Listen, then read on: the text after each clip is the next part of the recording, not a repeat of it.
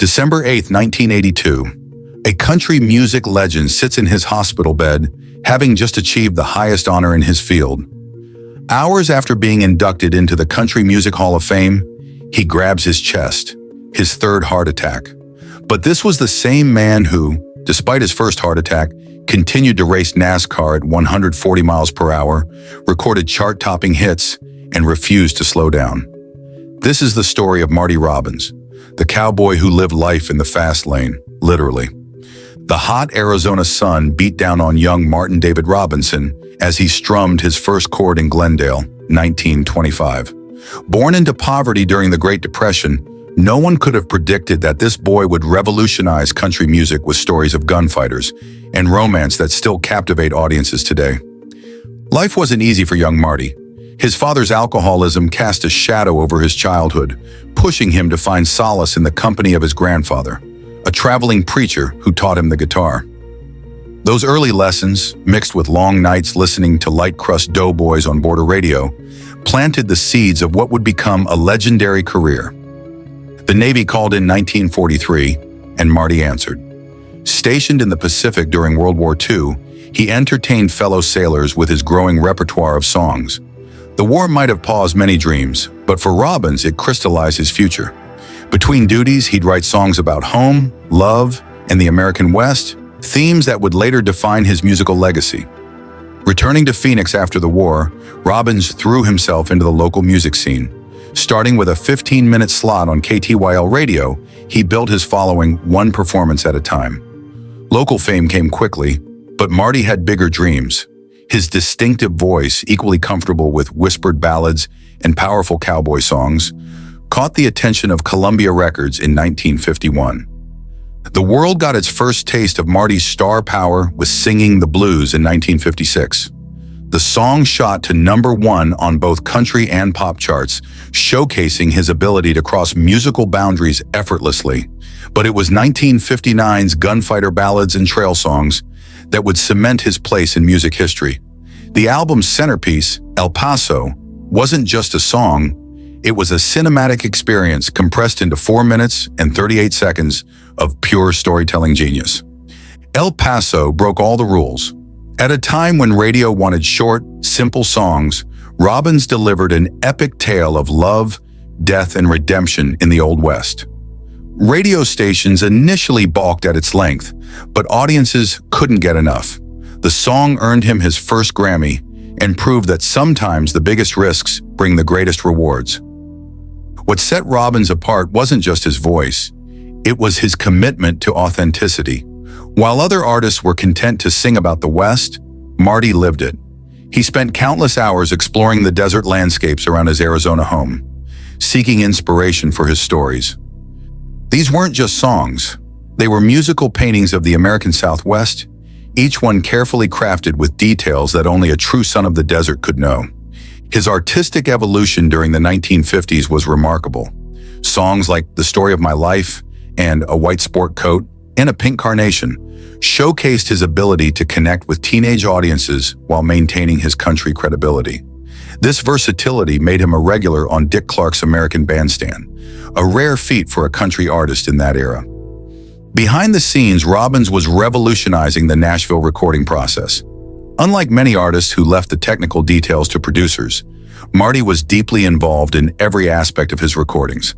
He fought for creative control, often insisting on multiple takes until the sound matched the vision in his head. This perfectionism sometimes frustrated studio musicians, but the results spoke for themselves. The success of Gunfighter Ballads and Trail Songs allowed Robbins to explore even more musical territories. He delved into Hawaiian music with Hawaii's Calling Me, proving that his storytelling abilities transcended genre boundaries. His Spanish-influenced recordings, inspired by his Southwest heritage, brought Latin flavors to country music decades before it became fashionable. By 1960, Robbins had established his own recording studio, giving him even more creative freedom.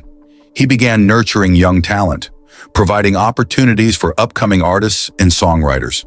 His studio became known as a place where musical innovation was encouraged, and many future stars got their start under his mentorship.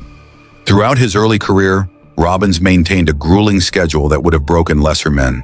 He regularly performed hundreds of shows a year, crisscrossing the country in a time before luxury tour buses and private planes were common, yet he still found time to write songs, record albums, and host his own television show, The Marty Robbins Spotlight.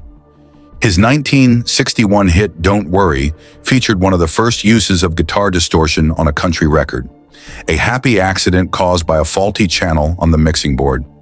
Instead of rejecting the unusual sound, Robbins recognized its potential, demonstrating his willingness to embrace innovation in service of his art. But even as his music career soared to new heights, Marty Robbins felt the call of another passion.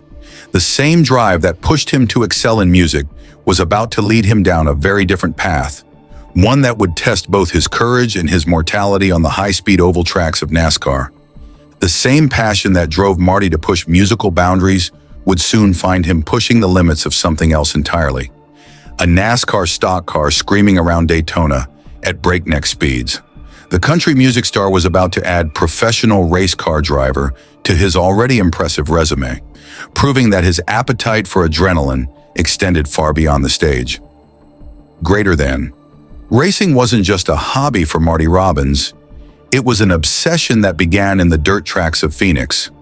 While other musicians were winding down after concerts, Robbins would be tinkering with engines, studying race tactics, or pushing his car to the limit on local tracks. His fellow drivers initially saw him as just another celebrity dabbling in motorsports, but that perception changed quickly. In 1966, Robbins made his NASCAR debut at the Charlotte Motor Speedway. Racing against legends like Richard Petty and David Pearson, he proved he wasn't there for publicity. Over the next 16 years, he would compete in 35 NASCAR races, earning the respect of the racing community with his fearless driving style and mechanical knowledge. The 1974 Motor State 360 stands as a testament to his racing prowess. Starting from the back of the pack, Robbins masterfully worked his way through the field, ultimately finishing fifth. But it wasn't just his finishing position that impressed, it was how he got there. Veterans of the sport marveled at his car control and tactical awareness, skills that couldn't be taught but had to be earned through experience. Between races, Robbins continued to dominate the country music charts. His recording studio became a hub for Nashville's creative community. Unlike many artists who stick to a winning formula, he constantly experimented with his sound. From the Latin rhythms of Tonight Carmen to the pop-influenced My Woman, My Wife, his musical evolution never stopped. His ventures into acting seemed like a natural extension of his storytelling abilities. Westerns were a perfect fit for the man, whose songs painted such vivid pictures of the Old West. Films like Buffalo Gun and Road to Nashville showcased his easy screen presence, while television appearances on popular shows of the era brought his charisma to an even wider audience. In the recording studio, Robbins was known as a perfectionist who could hear things others missed. He would often spend hours working on a single vocal take, seeking that elusive, perfect performance. This attention to detail extended to his racing career. He personally supervised every modification to his race cars, understanding that success on the track required the same dedication as success in music. The recording studio became Robbins' second home during the peak of his multifaceted career. Artists would often find him there at odd hours, sometimes after returning from a race, still in his driving suit, ready to lay down vocals. His unique approach to studio work influenced a generation of Nashville producers. He pioneered techniques like double-tracking vocals and experimenting with reverb effects, innovations that would become industry standards. His television career expanded beyond simple guest appearances. The Marty Robbins Spotlight Show, running from 1960 to 1982, showcased not just his musical talents, but his natural ability as a host. Unlike many performers who seemed stiff on camera, Robbins brought an easy authenticity to television. He would often use the platform to introduce upcoming talents, giving early exposure to artists who would later become country music staples. The racing community particularly remembered his contributions to short-track racing. Robbins didn't just compete, he invested in the sport, sponsoring local races and helping young drivers get their start. He would often stay after races, sharing stories and technical advice with anyone who asked. This generosity earned him a unique position in NASCAR. He was the only driver allowed to race under a stage name, a privilege granted by Bill France Sr. himself. His mechanical aptitude surprised many in both the music and racing worlds. Between takes at recording sessions, he could often be found discussing engine modifications with his race team over the phone. He developed several innovations for his race cars, including a modified brake system that helped him handle the high-speed turns at Daytona. This technical knowledge translated to his music as well. He could diagnose problems with recording equipment that sometimes baffled professional sound engineers. The demands of managing multiple careers led Robbins to develop an almost superhuman work ethic. A typical week might include recording sessions in Nashville, a race in Charlotte, and performances in 3 different cities. He maintained this punishing schedule with a cheerful determination that amazed his contemporaries. His tour bus was often equipped with a small workshop where he could work on race strategies between shows. His acting career, while less prominent than his music and racing pursuits, showed similar depth. In Buffalo Gun, Robbins didn't just play the lead, he contributed to the screenplay and composed the entire soundtrack. His performance drew praise from veteran Western actors who noted his natural screen presence and authentic portrayal of frontier life. By the late 1970s, Robbins had established himself as one of the most versatile entertainers in America. He would seamlessly transition from performing at the Grand Ole Opry to racing at Bristol Motor Speedway, then appear on national television the next day. This versatility was reflected in his fan base, which crossed traditional demographic boundaries. Racing fans bought his records, country music fans followed his racing career, and everyone marveled at his seemingly boundless energy. Behind the trophies, hit records, and checkered flags, a battle was brewing, one that no amount of talent or determination could outrun. Marty Robbins was about to face an opponent more formidable than any he'd met on the track or the charts, and this time, the stakes were life itself. Greater than. The first warning sign came in 1969, though few outside Robbins' inner circle knew the severity.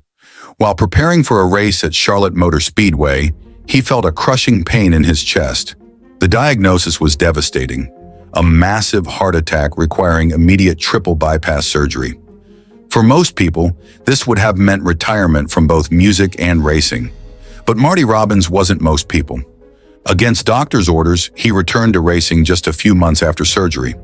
The medical staff insisted on stationing an ambulance nearby whenever he raced, a precaution Marty dismissed with his characteristic humor. "If I die in a race car, at least I'll die happy." This wasn't bravado, it was a reflection of his philosophy that life should be lived without compromise. The heart condition forced subtle changes to his performing style. Observant fans noticed he would occasionally lean on his guitar during long performances, catching his breath between songs. Yet his vocals remained powerful, his stage presence electric. He developed clever ways to pace himself during shows, telling longer stories between songs, or inviting more audience participation. His recording sessions became more intense, driven by an unspoken awareness that time might be limited. The resulting albums from this period, including El Paso City and All Around Cowboy, showed no sign of a man slowing down. If anything, his brush with mortality seemed to deepen his artistry. The songs took on new dimensions, particularly when dealing with themes of mortality and legacy. Racing officials grew increasingly concerned about his participation in their events. After one particularly grueling race at Talladega, where temperatures inside the car reached 140 degrees, they tried to convince him to retire. Robbins responded by qualifying faster in his next race. His crew chief later revealed that they would sometimes disconnect his tachometer to prevent him from pushing the engine too hard, though Marty could always tell by sound alone when he was hitting maximum RPMs. The second heart attack struck in January 1981, following a strenuous recording session. This one was even more severe, requiring another bypass surgery. The doctors were blunt.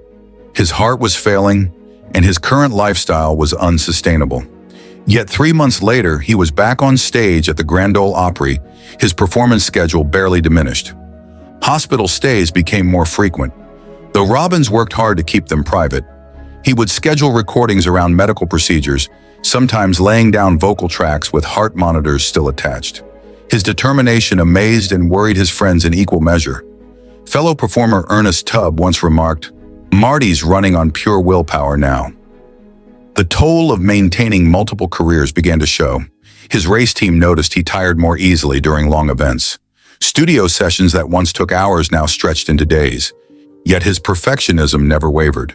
If anything, his attention to detail intensified, as if he was racing against time to create something lasting. Through it all, Robbins maintained his sense of humor. When concerned fans would ask about his health, he'd reply with a grin, "I'm too busy to be sick." But those closest to him saw the struggle behind the smile. His wife, Marizona, later revealed that he would often spend sleepless nights pacing, fighting both pain and the frustration of physical limitations. The relentless pace continued into 1982. Even as his health deteriorated, Robbins refused to cancel appearances or recording sessions. His final NASCAR race that year at Atlanta was a masterclass in determination, finishing the full distance despite experiencing chest pains during the last 50 laps. As 1982 drew to a close, Marty Robbins stood on the brink of country music's highest honor. But fate had one final, cruel twist in store for the man who had defied death so many times before. Greater than, fall 1982 brought a bittersweet triumph. The Country Music Association announced Marty's induction into the Country Music Hall of Fame. Despite worsening health, he threw himself into preparations for the ceremony with characteristic enthusiasm. This wasn't just another award, it was validation of a life spent pushing boundaries in country music. In the months leading up to the ceremony, Robbins maintained a schedule that would have exhausted a man half his age. He was simultaneously working on new material, making appearances at local races, and mentoring young artists in his studio. The doctor's warnings went unheeded. Marty operated on his own timeline, driven by an inner force that seemed to defy medical science. October saw the release of what would be his final single, Honky Tonk Man. The song carried an almost prophetic quality, telling the story of an aging performer who refuses to give up the stage. During the recording sessions, Robbins spent hours perfecting each note, as if somehow sensing this would be one of his final statements to the world. Studio musicians from these sessions later recalled how he would often pause between takes to share stories about his early days in music, painting vivid pictures of a vanishing era in country music. His final television appearances during this period showed a man still fully in command of his art. Though his movements were sometimes slower, his voice remained strong and clear. During an interview on Music Row, he spoke passionately about his plans for bridging the gap between traditional country and the emerging urban cowboy movement. He envisioned a series of concerts that would bring together multiple generations of country artists, proving that good music transcended temporal boundaries. The Hall of Fame induction ceremony on October 11, 1982, was a moment of pure joy. Standing on stage at the Grand Ole Opry House, Robbins delivered an acceptance speech that moved many to tears. He spoke about his journey from the Arizona desert to the pinnacle of country music, thanking those who'd helped him along the way. His words that night weren't just about the past. He outlined ambitious plans for future projects, including a documentary about the evolution of Western music. Throughout November, Robbins divided his time between the recording studio and his race shop. The unfinished tracks from these sessions revealed an artist still exploring new musical territories. He was experimenting with synthesizers and modern production techniques while staying true to his storytelling roots. One incomplete song, later found in his personal effects, told the story of a Mexican revolutionary, evidence that his imagination remained as vibrant as ever. His recording sessions during these last months took on an almost desperate intensity. Friends noted how he would push through obvious physical discomfort, insisting on multiple takes until each note was perfect. The material he was working on showed an artist still at the height of his creative powers. Several unfinished tracks from these sessions would later be released posthumously, each one a testament to his unwavering standards. December began with Robbins in high spirits, despite requiring more frequent hospital visits. He was making plans for the upcoming NASCAR season, even ordering a new racing suit. His garage still held the car he was modifying for Daytona, a project he worked on whenever doctors allowed him out of bed.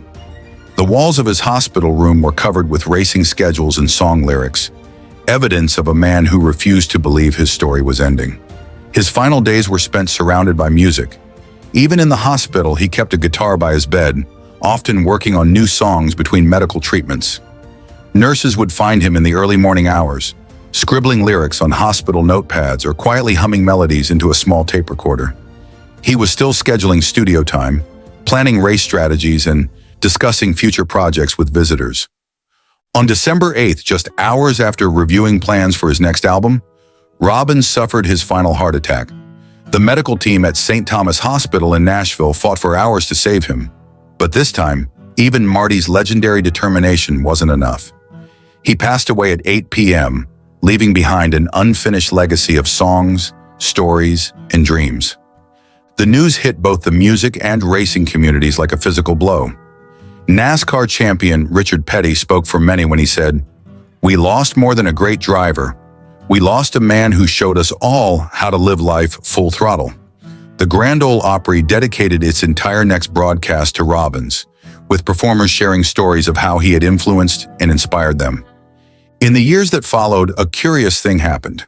Instead of fading into history, Marty Robbins' influence seemed to grow. A new generation was about to discover the timeless appeal of a man who had lived many lives in one, leaving behind a legacy that would inspire dreamers in ways he could never have imagined. Greater than. Long after his passing, Marty Robbins' fingerprints remain visible across multiple industries. In Nashville, his innovative recording techniques became standard practice. The multi-layered vocal harmonies he pioneered in songs like El Paso influenced countless artists, from modern country stars to indie folk musicians seeking to tell complex stories through song. The racing world never forgot his contributions either. In 1983, NASCAR created the Marty Robbins Memorial Trophy, awarded to drivers who showed exceptional skill on short tracks. His old garage in Nashville became a pilgrimage site for both racers and musicians, two communities that rarely intersected before Robbins showed how passion could transcend categories. His musical influence proved surprisingly durable in unexpected places. When the video game Fallout New Vegas featured Big Iron in 2010, a whole new generation discovered Robbins' storytelling power. The song's inclusion introduced millions of young gamers to Western ballads, spawning countless covers and reinterpretations across genres. His songwriting techniques became teaching tools in music education. Universities began using songs like El Paso to demonstrate narrative songwriting, pointing to his ability to create character, conflict, and resolution within a few verses. The detailed imagery and sophisticated storytelling in his lyrics set standards that songwriters still strive to match. Columbia Records' release of previously unheard material throughout the 1980s and 90s revealed the depth of Robbins' artistry. These posthumous releases, including tracks from his final sessions, showed an artist who remained creative and forward-thinking until the end. Some of these recordings featured experimental production techniques that wouldn't become common in country music for decades. His impact on NASCAR culture extended beyond his racing career. The way he balanced his music and racing careers inspired other artists to pursue their passions without compromise. Modern country stars who venture into other businesses often cite Robbins as proof that excellence in one field doesn't preclude success in another. The Marty Robbins estate ensured his legacy continued to evolve. They've partnered with music historians to preserve his unreleased recordings, racing memorabilia, and personal papers. These archives provide researchers and fans with insights into both the creative process of a musical pioneer and the early days of NASCAR's evolution into a major sport. In 2020, digital remastering of his original recordings revealed subtle production details previously lost to time. Audio engineers were stunned to discover how advanced his studio techniques were for the era. His use of spatial audio effects in the 1950s predated their widespread adoption by decades. His hometown of Glendale, Arizona, transformed his childhood home into a museum, celebrating not just his music and racing careers, but his role as a cultural bridge builder. The exhibits show how his Mexican-influenced songs helped break down cultural barriers in country music, paving the way for greater diversity in the genre. As we look back at the man who refused to be defined by a single passion, It's clear that Marty Robbins did more than leave behind hit songs and racing trophies. He left a blueprint for living life without limits, proving that the only boundaries that matter are the ones we accept. Greater than. Few figures in American entertainment packed as much living into their years as Marty Robbins. From the dusty streets of Glendale to the high banks of Daytona, from the Grand Ole Opry to the recording studios of Nashville, he moved through life at full speed, collecting dreams and making them real. Every morning, somewhere in the world, a radio station plays El Paso. Young musicians discover his complex arrangements and storytelling techniques. Racing enthusiasts share tales of the country star who could hold his own against NASCAR's best. Each new discovery adds another layer to a legacy that grows richer with time. The challenges he faced, poverty, health issues, the skeptics who said he couldn't succeed in two demanding careers, never dimmed his enthusiasm for life. Even in his final days, he was planning new projects, writing new songs, dreaming new dreams. His last recordings, touched by awareness of his mortality, carry a depth that only comes from living life on one's own terms. His story reminds us that greatness doesn't always mean choosing one path. Sometimes it means forging your own road, even when others say it can't be done. Marty Robbins didn't just create music or race cars. He showed us how to live without fear of other people's limitations. Perhaps that's his most enduring legacy. In a world that often pressures us to specialize, to stay in our lane, Marty Robbins dared to be everything he wanted to be. He left us not just songs and racing stories, but proof that with enough passion and determination, one life can contain many lives, each lived to the fullest. The next time you hear El Paso or pass a NASCAR track, remember the man who refused to choose between his dreams. In the end, Marty Robbins didn't just live life. He orchestrated it like one of his beloved ballads, full of drama, passion, and the courage to see it through to the final note.